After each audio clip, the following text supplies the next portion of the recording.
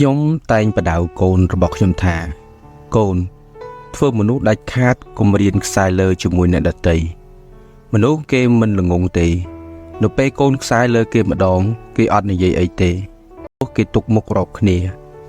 បើកូនខ្សែលើគេលើកទី2គេក៏អត់និយាយដែរព្រោះគេខ្ជិលឆ្លោះប្រកែកអ្វីត្បិតតែកូនបានរបស់ដែលកូនចង់បានមែនតែកូនបាត់របស់ទៅវិញក៏ច្រើនដែរ1កូនបាត់បង់មនុស្សល្អដែលមាននៅក្នុងជីវិត2ទោះគេមានការងារល្អយ៉ាងណាក៏គេមិនសហការជាមួយកូនទៀតដែរព្រោះគេលែងចង់ចាញ់តែមកូនបន្តទៀត3កូនសល់តែការរាប់អានคล้ายៗ